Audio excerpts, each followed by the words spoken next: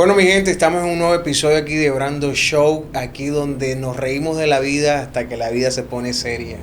Y qué más que quería darle una sorpresa hoy. Traigo un súper invitado con unas historias de superación muy lindas.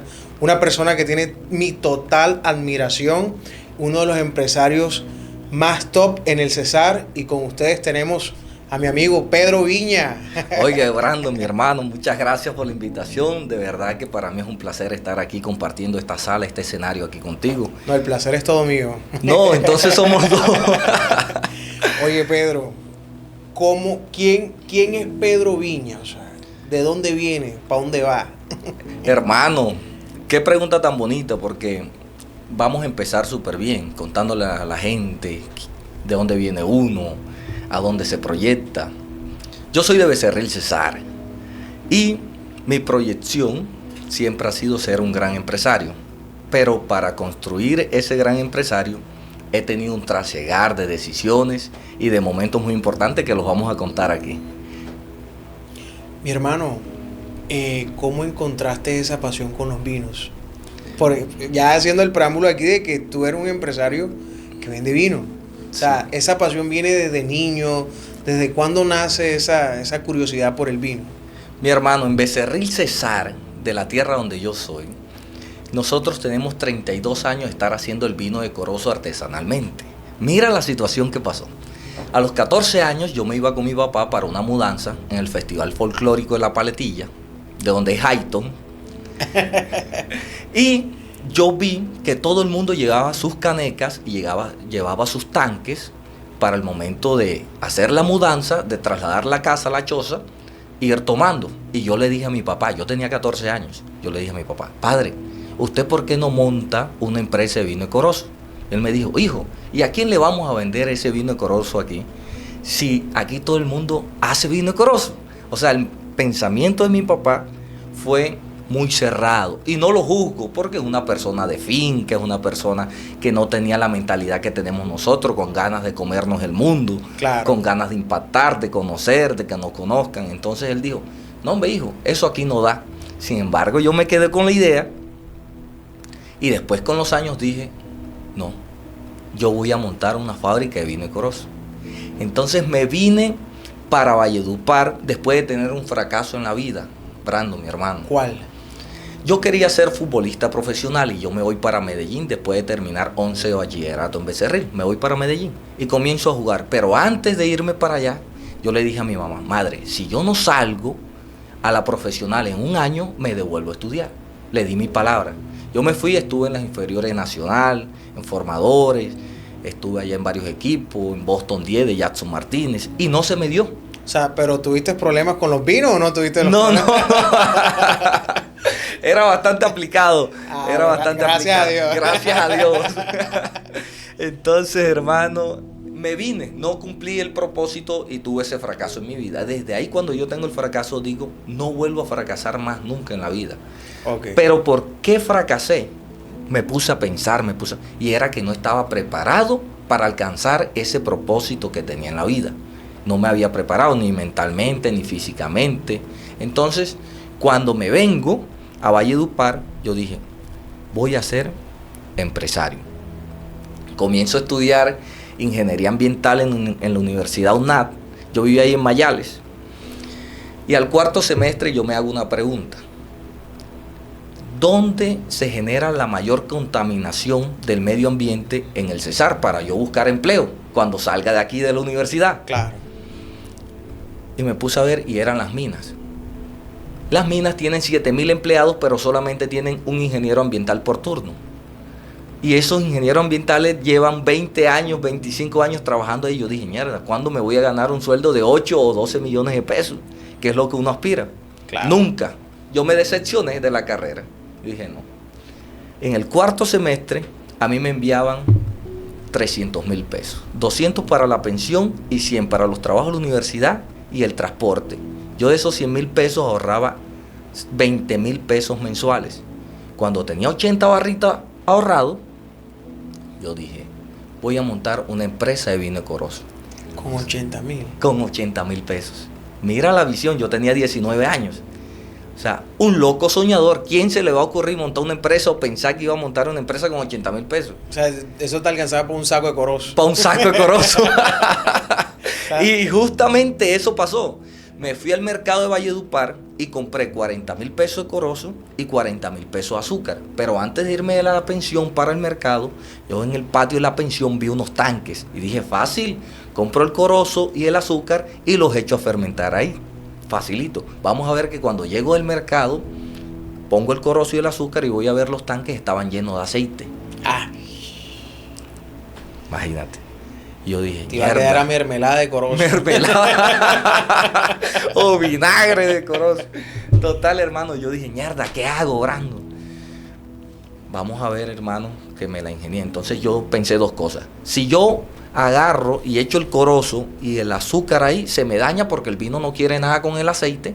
Claro. Y si boto el aceite de los tanques, me botan a mí de la pensión, porque eso es del dueño de la pensión.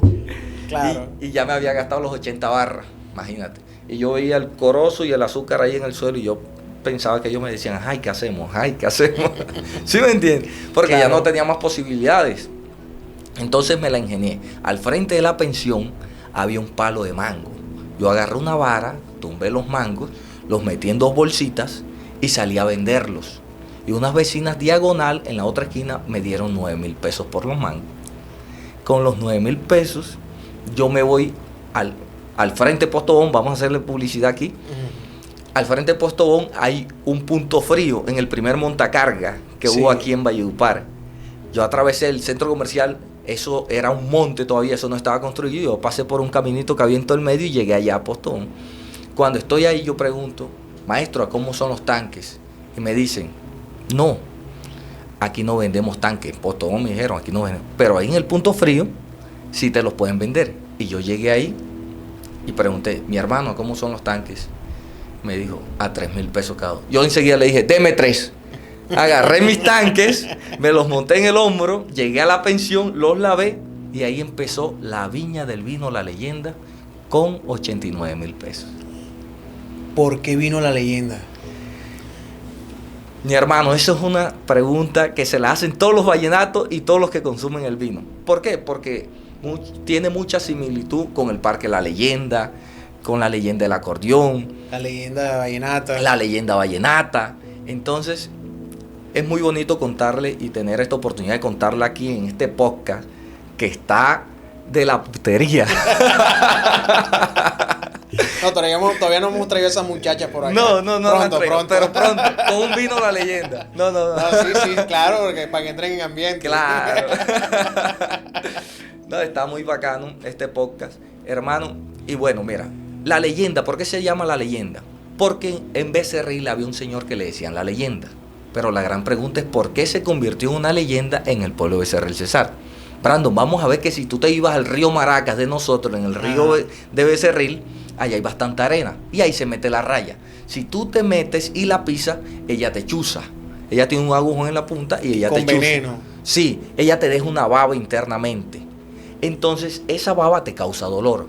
Entonces, tú con ese dolor le decías a tu amigo, Ayton, ves allá, o al negrito, ves allá, busca la leyenda, y la leyenda venía donde tú estabas revolcándote en el río con el dolor, se pegaba en tu herida con la boca y succionaba la baba, la sacaba, se pegaba, chupaba y la sacaba y te echaba contra.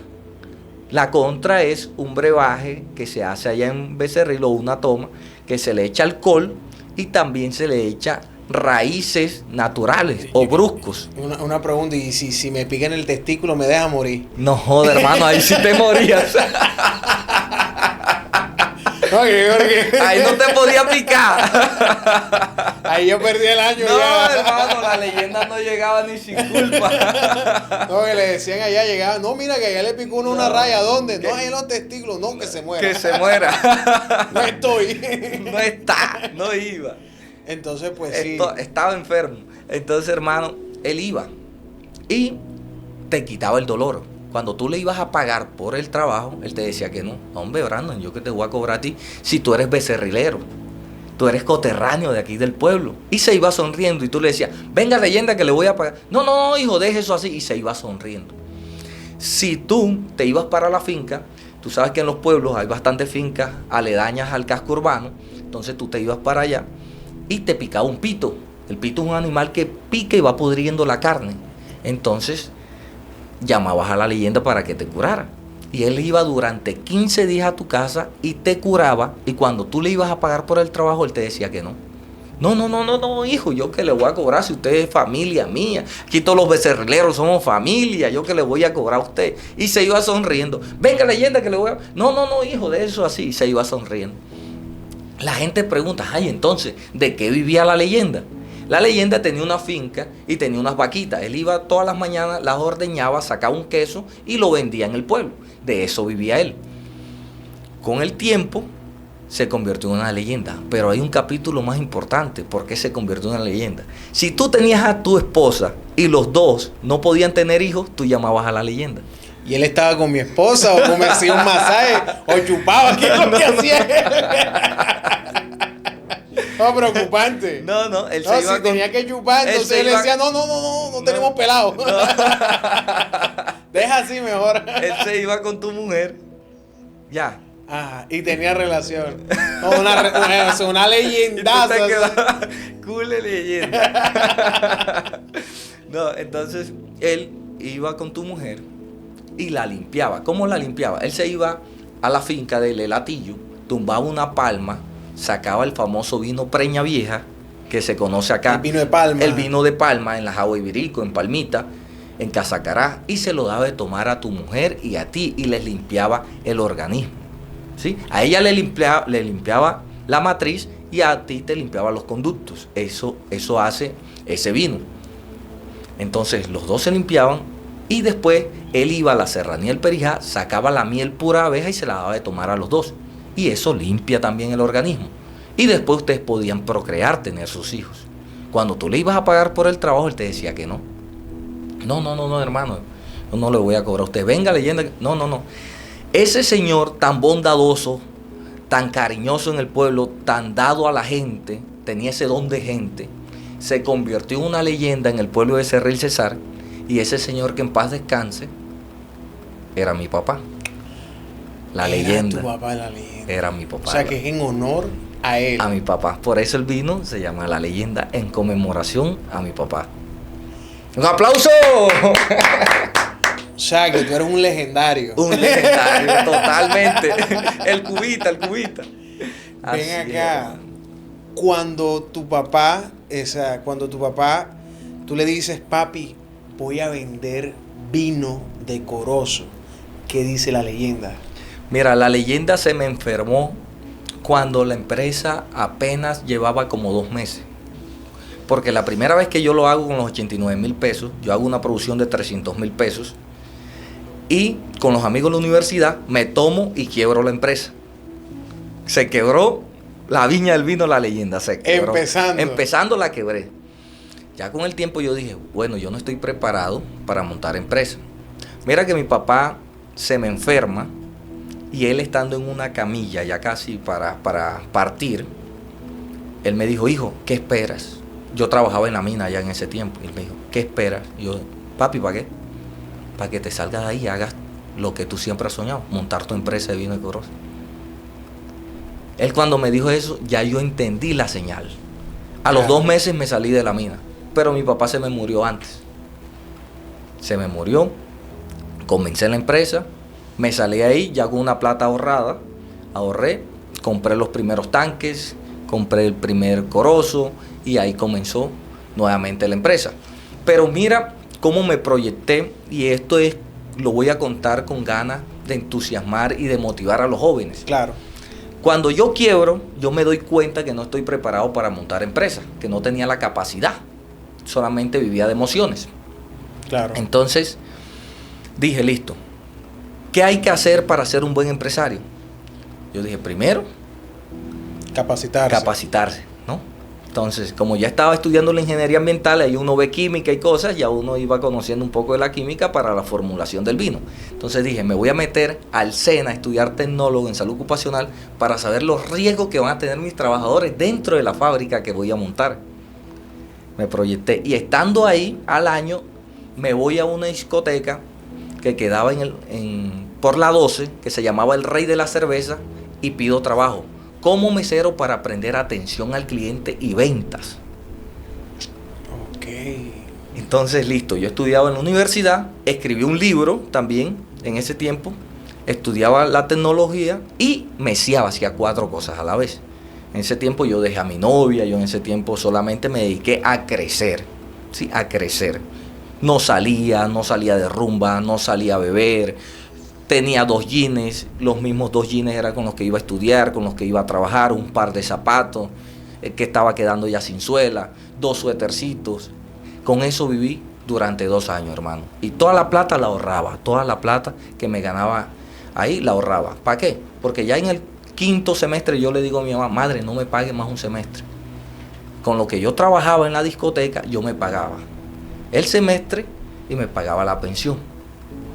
Entonces ya ahí me independicé, pero con la proyección siempre de querer ser un gran empresario.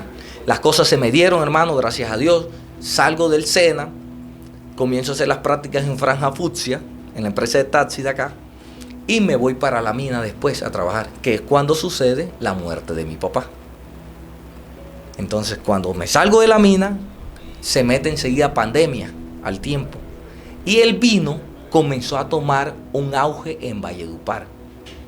¿Por qué? Porque la gente estaba interna en sus casas, entonces tomaba alcohol y tomaba vino porque pensaban que los iba a curar.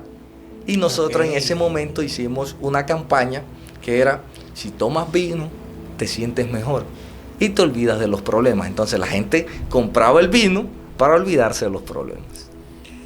Una pregunta, lo que pasa es que algunos expertos, algunos, por decirlo así, sommeliers, algunos catadores de vino, dicen que no es vino. ¿Tú qué tienes para decirle a esa gente?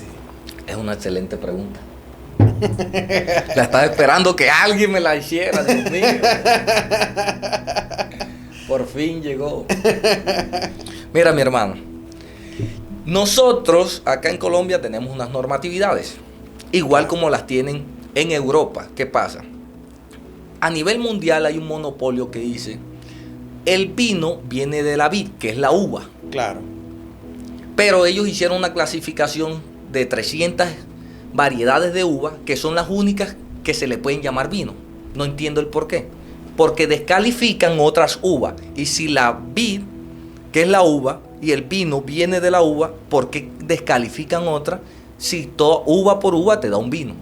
Claro. Ya ahí hay algo que no cuadra, ¿cierto? Hay un negocio. Sí, ya hay algo que no cuadra. Entonces, ¿qué hicieron ellos? Un monopolio a nivel mundial. Clasificaron unas cepas que se daban ahí en Europa, ¿sí? Y con el tiempo, Suramérica y Latinoamérica las adoptó. Se trajo unas cepas de allá, como Carmener, Sauvignon y Merlot, otras cosas, y se implantaron en Chile y Argentina. Y ellos agarraron la normatividad que tenían en Europa y también la implementaron acá en Sudamérica. Pero ojo, ya ellos están descalificando otras uvas y no se le puede llamar vino a lo que sale de esas uvas. Nosotros aquí, en el Valle del Cauca, tenemos la uva Isabela. Es cultivada y hay parrales y hay campos de vino, de uva muy hermosos, como los hay en Europa. Pero para ellos, el vino que sale de esa uva no es vino. Es correcto. Eso es lo que dicen. No es vino, para ellos no es vino, porque no pertenece a una cepa clasificada por ellos, de Europa. Pero nosotros estamos en Colombia. Y en Colombia dice la normatividad, se le puede llamar vino a toda fruta que sea procesada y fermentada, siempre y cuando en la etiqueta digas que es vino de corozo, vino de mango. Tomo vino de manzana. Sí, nosotros tenemos ese vino hace muchos años. Claro. Tomo vino de cereza. Nosotros tenemos el vino cariñoso hace muchos años y se le llama vino. ¿Por qué? Porque estamos aquí en Colombia. Entonces, nosotros aquí en Colombia hacemos lo que se nos da la gana. Le llamamos vino al vino de corozo y nos tomamos nuestro vino. ¿Cuál es la pendeja? Para mí es vino porque tiene alcohol, o sea, sí. Tiene la fermentación de la uva y sabe a vino. Sabe a vino. Entonces lo que pasa es que yo digo que se ponen con vaina, o sea, se ponen con exquisitez. Sí, exquisitez que no van. ¿Sí? Pero para mí, yo prefiero, y es a gusto personal, yo prefiero el vino de corozo al vino de uva, porque es más dulce.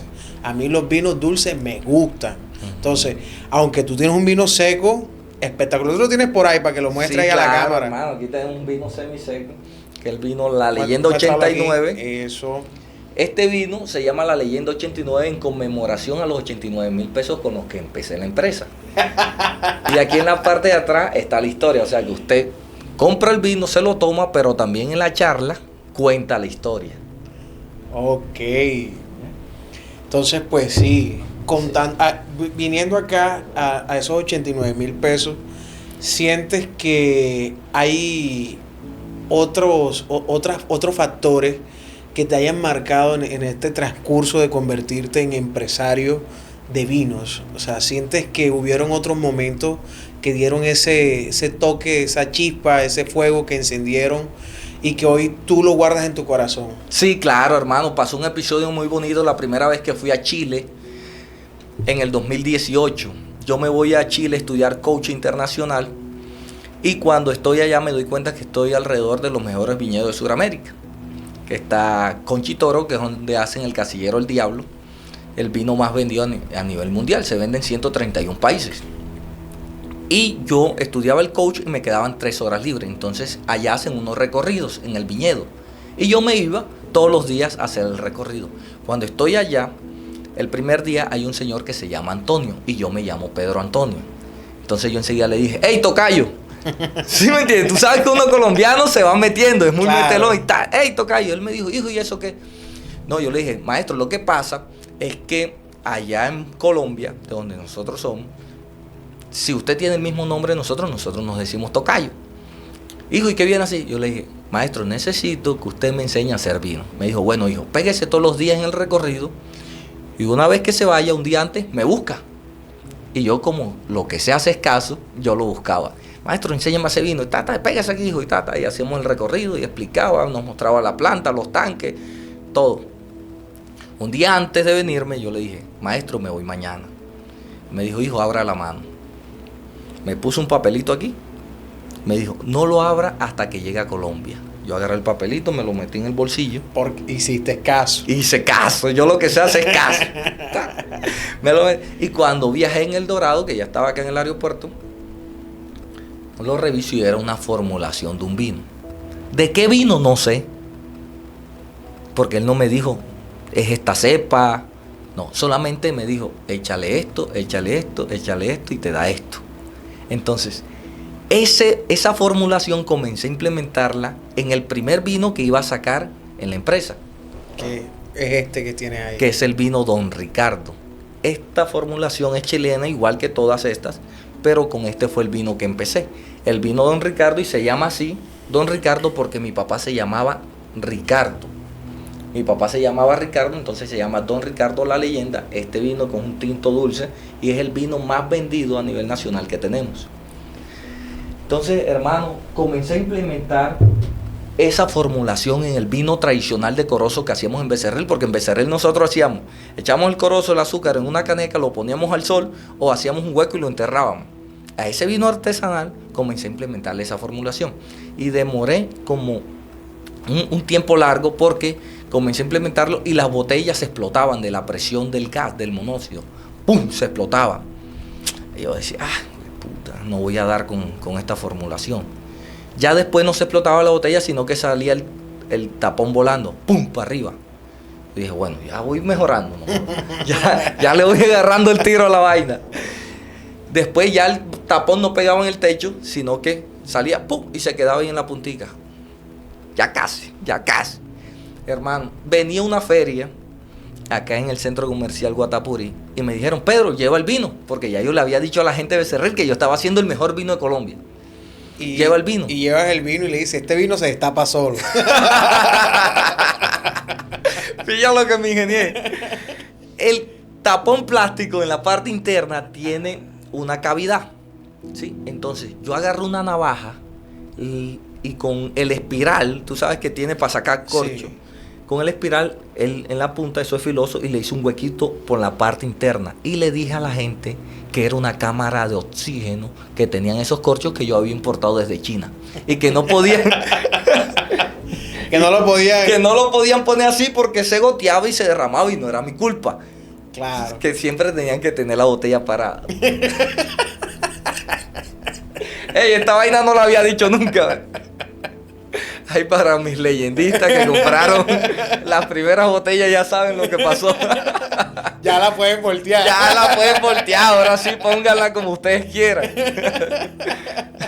Hermano, y ahí se fue, y gracias a Dios en ese tiempo se vendió la producción y salimos a flote y nos dimos a conocer en Valledupar. Pero ¿cuál fue el punto de equilibrio que encontraste ahí? O sea, en esa fórmula. ¿Era el aspecto de que lo estabas haciendo en becerril? O sea, climatológico, ¿o era el aspecto de cómo tú estabas haciendo la producción? ¿Sí me entiendes? Sí, o sea, sí, no. ¿era algo de control o era algo ya que se salía de...? No, era algo de control. Lo que pasa es que la formulación de ellos es diferente porque es uva y acá tenía que adaptarla al corozo. Entonces tenías que hacer ese estudio. El estudio de conocer la fruta que yo estaba manejando porque era diferente.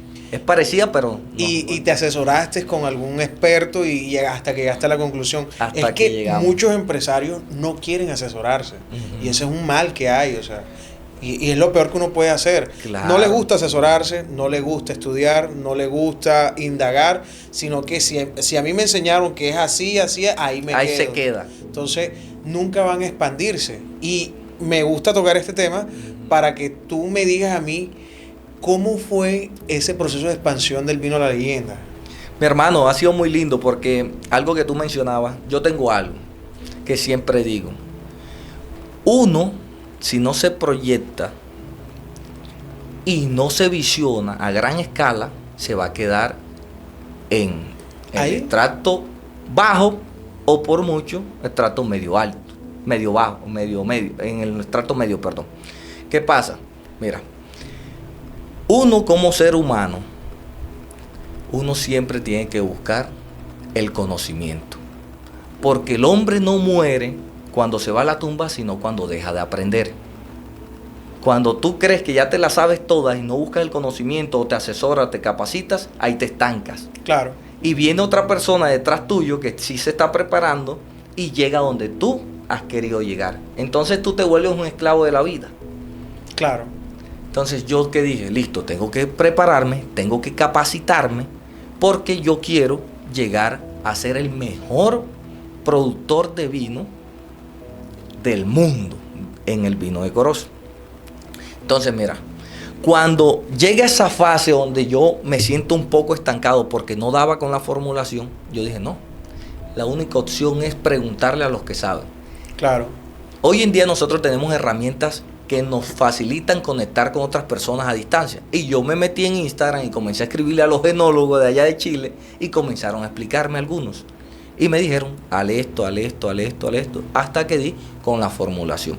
¿Y por qué te digo que fue un quiebre para la expansión del vino? Porque es que yo no podía sacar ese vino si no tenía la calidad que yo quería que tuviese el vino. Excelencia, hay que buscar la excelencia. Hay que buscar la excelencia para llegar a bueno, porque la excelencia nadie la tiene. Uno siempre se equivoca en algo, uno siempre le falta algo, un peso para el dólar. Entonces comencé a buscar esas personas que me podían asesorar y esas personas me ayudaron. ¿Qué pasa? Que el emprendedor tiene algo, hermano, tiene que ser inquieto. Claro. El emprendedor que se quede solamente con ver videitos y que escuchó al amigo que dijo que esto era así, pero no indagó, se estanca. Claro, así es. Se estanca. Y a mí no me gusta estancarme. No, y tiene que conocer su negocio. Hay muchas personas que tienen el negocio, pero no conocen cómo es el negocio, cómo se maneja la industria, y es un grave error. Y mira, algo que a mí me gusta de Vino a la Leyenda, constantemente esa innovación que tiene. Todo el tiempo está innovando. ¿Cuántos sabores tienes? Brandon, tenemos 5 sabores de vino. Hoy en día hemos sacado 3 vinos que no lo tiene ninguna otra empresa de vino de Corozo en el mundo, solamente los manejamos nosotros. Hemos sacado 2 vinos blancos, uno que es seco y uno semidulce. Esos dos vinos son exclusivos. Y tenemos un vino rosado. Este vino rosado, que es el preferido de las mujeres, se llama Paula Rose, en conmemoración a mi mamá. Yo estaba buscando un nombre para el vino. Y mira las cosas de la vida. Mi mamá se llama Paula Rosa. A nivel mundial, todos los vinos se llaman Rose. Los vinos rosados se llaman Rose, todos. Claro. Y rosa en inglés es Rose. Y mi mamá se llama Paula Rosa. Entonces, no, y ¿sabes qué me encanta? Que en esa historia está la familia, o sea, es un vino que realmente realza toda tu historia, toda tu esencia. O sea, podríamos decir que hay un poquito de ti en cada vino de esos. Sí, claro que sí, hermano. Así es, Brando. Hay un poquito de mí, un poquito de mi familia, un poquito de mi historia becerril, un poquito de la tradición de nuestro pueblo. Hay de todo lo que marca lo que es hoy en día Pedro Viña. Y hay una frase muy bonita. Honra padre y madre y serás bendecido. Exactamente. Aquí tengo a mi mamá. Y alargarás tus días en la tierra, dice el versículo. Así es. Aquí tengo a mi mamá, aquí tengo a mi papá. Y ahora falta el hijo. Ahí está, la leyenda 89. Ese no va todavía. No, ahí como empecé, la leyenda 89. Ese es el mío. Sí. Mira, bueno, de esos vinos los vinos blancos. Ah, sí, se me escapaba, claro. ¿Cuál es el ajeno? El ajeno es... Les voy a contar esta historia. Yo estaba aquí en Valledupar, unos amigos bien desocupados que estaban, querían tomar vinos en Becerril. Estaba Ayton, estaba Juan Diego García, estaba Samir, varios pelados, desocupados toditos, son unos desocupados. Estaba Natalia, la mujer de Samir. Y te llamó el churo. Y me llamó el churo. ¡Oye! Y yo me emocioné, les dije, ya les voy a enviar unos vinos allá para que compartan. El señor que tenía en la casa. Cabe aclarar que el churo que te llamó era Antonio. Era Antonio. Ese otro desocupado. ¿Cómo reaccionaste tú cuando ya te demostraron? ¡Hombre! No, joda. Si ese era el churo de Temu. Si yo me enfoqué, hombre. No, joda, hombre. ¿Qué día me lo encontré ahí en JR? No me saludes, tú eres un desocupado. Pues sí. Entonces ellos querían tomar vino. Y el muchacho que me estaba cuidando la casa les envió 4 vinos, uno de cada uno, un Don Ricardo, un Paula Rose, un 89, y le envió un malo. Ese vino se llama malo. Ellos lo apodaron el ajeno porque es que ese vino que yo tenía ahí estaba guardado para un ingeniero que me lo había comprado. Entonces, como era ajeno, fue el primero que llegó y como ellos no lo conocían, lo destaparon de una vez y se lo tomaron, comenzaron a tomar. Y lo bueno es que montan historia bebiéndose el vino. ¡Ay, ya! Aquí me estoy bebiendo el vino malo y tal. Es que exclusivo, no lo había visto. No lo había visto y tal, y con la copa y brindando. Buenísimo, que buenísimo. Y ellos me cuentan. Sí. Que ese vino estaba súper delicioso, que era bueno, que no sé, que no era malo, sino era bueno. Buenísimo, exacto. Y entonces, hermano, yo veo las historias. ¡Ay! Sí, les mandaron un malo y ya se lo están tomando. Enseguida llamé al primo Juan Diego. Juan Di, ven acá. ¿Ustedes por qué se tomaron ese vino? Ay, nosotros no sabíamos. Pensábamos que era un rosado. Sí, rosado para joderlo. Cuenta la historia por qué ese vino es tan especial. Bueno, ese vino se llama malo. ¿Por qué? Si ustedes ven todos los vinos de nosotros, los nombres tienen un significado. O sea, tienen una historia detrás de.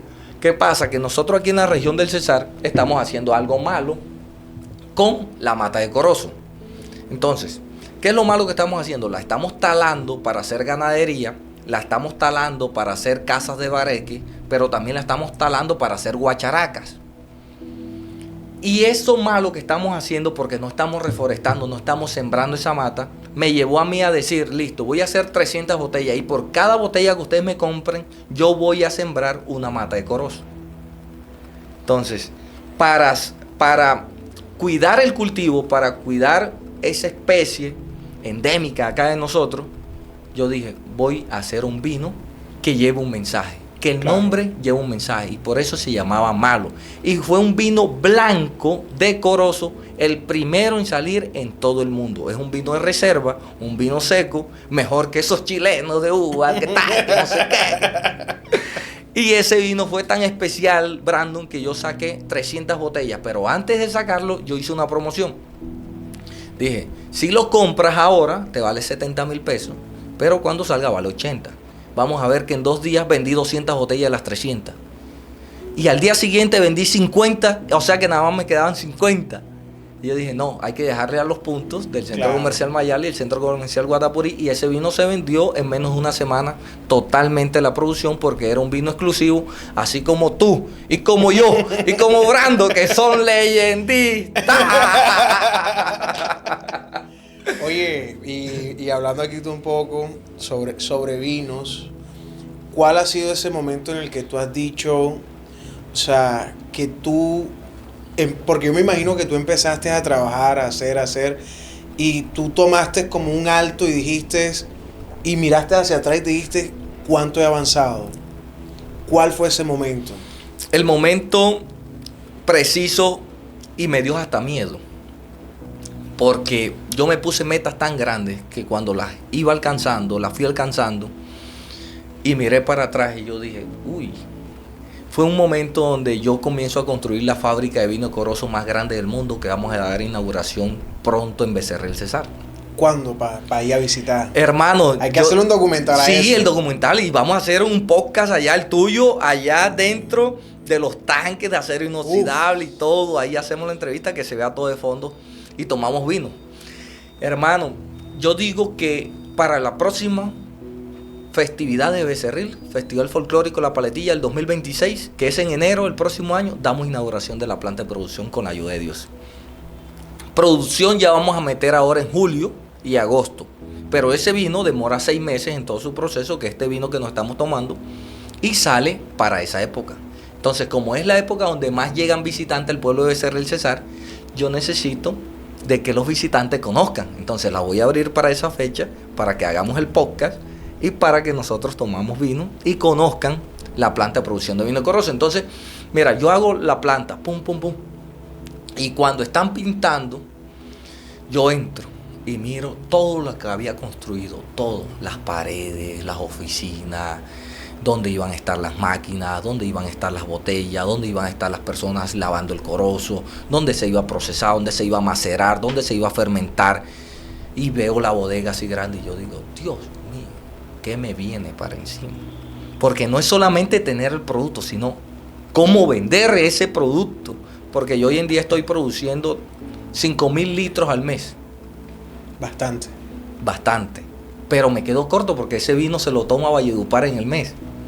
Menos del mes, creo. Menos del mes. Porque yo he ido varias veces al centro comercial a comprar la botella y yo busco el semiseco, no hay. Sí, se busco agota el rosado también.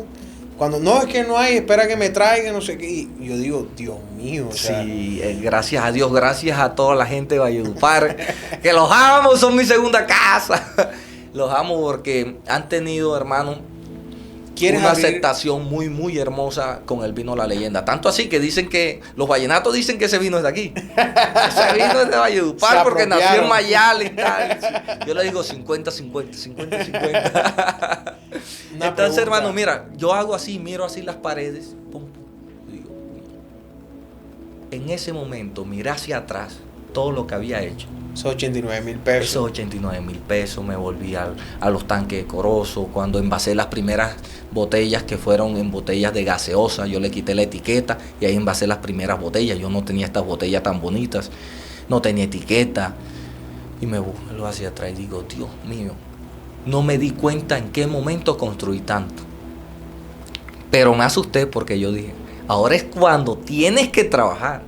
Porque si vienes una producción de 5,000 litros, vas a producir 150,000 litros en la bodega. O sea, vamos a, no sé, ¿cuánto sería eso en porcentaje? Uf. Bueno, vamos a tener una producción 15 veces más. Súper altísima. Entonces, 15,000 litros de vino. El riesgo está ahora no en producirlo, sino en tener la capacidad de venderlo. No, yo sé que no va a ser un reto imposible, porque de los pocos empresarios en la ciudad de Valledupar que no le tienen miedo al marketing, no le tienen miedo a la publicidad, eres tú, y eso yo siempre lo he tenido en cuenta. aunque el acercamiento que hemos tenido no ha sido muy, o sea, muy cercano. Pero ahora lo vamos a tener con la ayuda Claro, de Dios. así es. Pero sí he estado en varios procesos y te he visto. O sea, toda la publicidad, el marketing que le haces, todo lo que inviertes en la presentación y en la imagen de tu producto, en las campañas que realizas, en la inversión que le haces y le haces en la tarea. O sea, estás haciendo la tarea bien. Entonces, si ya estás haciendo la tarea bien con esta producción, sigues haciendo la tarea, ahora te vas más arriesgado y estableces el emblema, porque este emblema, yo te digo algo, esta historia está chévere, muy pocas personas la conocen. Ahora, si de esta historia hacemos un eslogan y lo llevamos a nivel nacional, esa fábrica se te va a quedar pequeña, te va a tocar hacer 2, 3, 4, 5 veces más. Amén, Ahí en amén. Becerril. Denme la mano, venga. Denme la mano que usted me va a ayudar para ese eslogan. Sí, gracias hermano por tus palabras y la verdad, yo soy un hombre que sueña muy, muy en grande y no le tengo miedo a invertir. Yo siempre he dicho que las empresas, si quiebran o tienen éxito, es de una sola persona, del gerente. Claro. Yo no le echo la culpa a mis trabajadores, yo no le echo la culpa Ellos al de tienen que marketing. obedecer. Sí. O sea, la empresa llega hasta donde el gerente decide que llegue. Así es. Y yo soy una persona, hermano, que me encanta innovar. Siempre estoy dándole algo nuevo a mis clientes y siempre quiero de que ellos se sientan satisfechos con el producto, con la presentación y que los represente a ellos como personas. Porque uno como persona siempre quiere estar bien oloroso, bien vestido. Claro. Entonces yo me imagino es cuando tú, Brandon, compras un vino y lo llevas a regalar. O sea, esa botella que llevas te representa. Claro. Es lo que yo digo. Tiene que representar a mis clientes. Así es. Entonces eso es lo que yo hago. Que la botella esté bien presentada para que los represente a ustedes. No, y ahora con toda esta historia que tú me estás diciendo, aquí lo que hace falta es una culturización para que las personas se apropien más de este vino. Ya hay un club de fans, hay clientes fieles. Ya. Ahora falta masificar este mensaje para que se expanda más. Falta mucha cultura de vino Sí, aquí sí. en la ciudad. En la ciudad de Valledupar. Y faltan espacios para tenerlo. O sea, hay que pensar también que hay pocos espacios en los que uno puede pues consumir vino más allá de su casa o de los eventos especiales.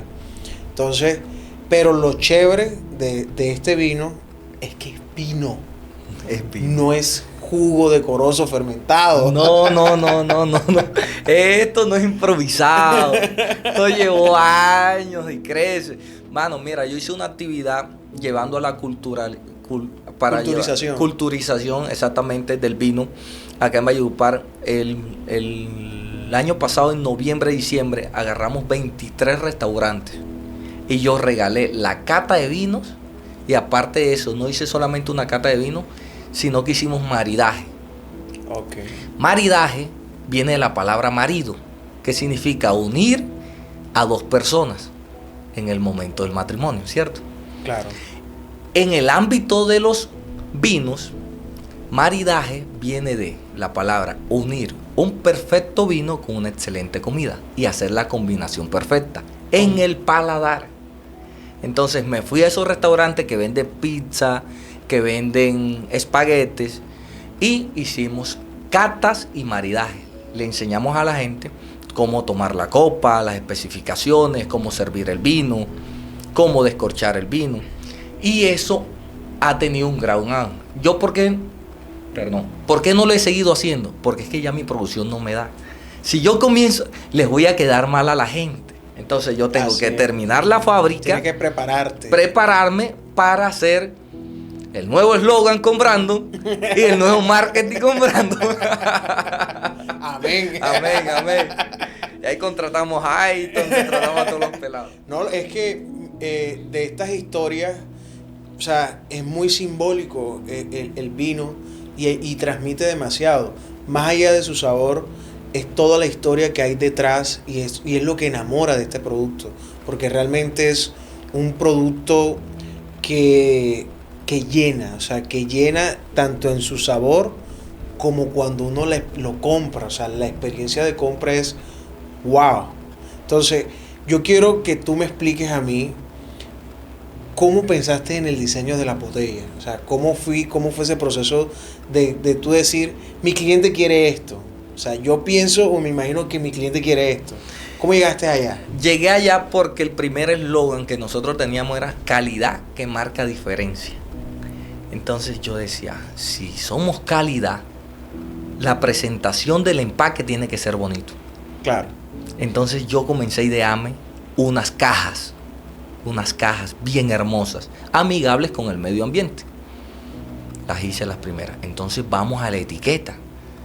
¿Cómo logramos realzar y cuáles son esos colores que nos llevan a tener más prestigio? Y hay un color que significa muchas cosas, que es el color dorado. Claro. Significa riqueza, prestigio, glamour. Y yo dije, tiene que ir el color dorado en todas nuestras presentaciones. Y queda en la paleta de colores de la marca. Y queda en la paleta de colores de la marca. Entonces combinamos la primera botella, que fue el Don Ricardo, el negro con el dorado, y eso se veía elegante. Entonces desde ahí parte de querer, ¿cómo quiero yo que la gente vea el producto y cómo quiero yo que la gente se vea cuando compra el producto? Yo te voy a dar una pregunta. Que el corcho sea de plástico y no de esos corchos que son como de madera. De madera. Eso fue el cornoque. El cornoque fue pensado para el cliente o fue por producción. No. Buena pregunta, hermano. Ey, nos has estudiado bastante. Nos tienes fiscalizado. Hay que hacer la tarea. Sí, nos tienes fiscalizado. Él ya tenía este podcast ya lo tenía él cuadrado en su mente. Brandon, mi hermano, buena pregunta. ¿Por qué? Porque el vino en sí, la mayoría de los vinos a nivel mundial llevan corcho de alcornoque. Pero es que hay tres tipos de clasificaciones de vino. Hay el vino joven, que va de 1 mes a 7 meses, y ese vino no tiene transformación en el tiempo. ¿Qué quiere decir? Que ese vino se quedó así. Se quedó así. Tú lo puedes guardar 1000 años y te vas a ver igual. Entonces, esos vinos jóvenes que no tienen transformación, se le colocan el tapón de plástico, este tapón de plástico, o se le coloca taparrosca. Por eso es que ustedes a veces ven en los supermercados los vinos con roscas, ¿sí? Porque esos son vinos jóvenes. Ese vino no va a tener transformación en el tiempo. Ya vienen los vinos de reserva. El vino de reserva es el que va de 1 año en toda su producción y 1 año en barrica, pasa por barricas. Ese vino tiene transformación en el tiempo y a ese se le coloca el famoso corcho. ¿Por qué? Porque el corcho tiene porosidad y al tener porosidad permite que el oxígeno ingrese a la botella y haga una recirculación dentro del vino y se fermente en el tiempo. Por eso es que dicen que el vino entre más añejo, mejor. Y el vino de gran reserva, que es el que va de 2 años en barrica y 2 años en botella y demora embotellado miles de años, ese también lleva corcho. Pero el corcho original del alcornoque, del árbol que se da en Portugal. Entonces, ese corcho permite que ese vino tenga mayor transformación en el tiempo y como los colocan, si tú te pones a ver los vinos. Miren, cuando usted tenga un vino con tapón y con tapa rosca, pónganlo parado, siempre vertical. Y cuando tengan con corcho, colóquenlo horizontal, de esta parte así a 45 grados. ¿Para qué? Para que el vino tenga contacto con el corcho y el corcho no se oxide. Si ustedes lo dejan parado, ese corcho se va a resecar y cuando ustedes los vayan a sacar, se vuelve miga. Exactamente, se va a dañar. Entonces, esos vinos que es de gran reserva llevan los corchos originales. Nosotros no. Vino la leyenda. Entonces, va a tener un vino de gran reserva, uno de 10 añitos. Sí, lo podemos tener, pero más adelante. ¿Sabes por qué? Porque hoy en día nosotros necesitamos producir para ganar más por ahora. No, pero mira, la pregunta que tú hiciste, no solamente porque es vino joven, porque yo pude colocarle tapa o pude colocarle un corcho sintético. Claro. Entonces, ¿qué pasa? Aquí en Valledupar, como no tenemos la cultura de tener un corcho en nuestra casa, un sacacorcho en nuestras casas, entonces yo pensé, ¿qué se le facilita más al cliente? Total. Hermano, me ingenié estos tapones, me los traje de China, esto no tiene la cámara de oxígeno, la cámara de aire. Se los coloqué y es fácil, muchachos. Ustedes tienen, la cápsula tiene una rasgadura, ustedes la quitan por alrededor de la botella y miren lo fácil que es No, y que si ya dejaste de tomar, Otra viene vez. los tapa. Uno Y vuelve ya. y lo coloca. Si usted se va al río Guatapurí, se lleva su botellita, no tiene que llevarse un corcho en el bolsillo, un sacacorcho en el bolsillo. Usted saque y se lo toma. Y esto ha permitido, hermano, de que el vino tenga mayor aceptación hoy en día en esos, Claro. en esos espacios. Porque antes, ¿quién se iba a tomar un vino a la orilla del río? Nadie. Hoy en día se lo toman. Claro. Pero es por estas facilidades. No, y que también para el tema de los eventos, es más fácil para los meseros, aunque dicen que pierde el tema del Glamour. corcho, pero no, o sea, eso no va ahí. Eso va en la textura que tiene el vino y que realmente es muy, muy bueno. Y yo quisiera tocar esa parte sentimental y es, ¿qué le podrías decir hoy en día a la leyenda? Si lo pudieras tener al frente, ¿qué sería lo primero que le dirías? No, primero que todo, que mi papá estuviese en este momento en Becerril regalándole vino a todo el mundo. Yo tendría que sacar, si sacaba 2.000 litros, 1.000 era para él para regalar y 1.000 para vender. Ese hombre estuviese orgulloso de su hijo, estuviese regalando el vino, sintiéndose satisfecho con lo que ha logrado su hijo. Y yo digo que ese hombre, para todas las fiestas de Becerril, regalaría vino, o sea, todos los cumpleaños sus amigos.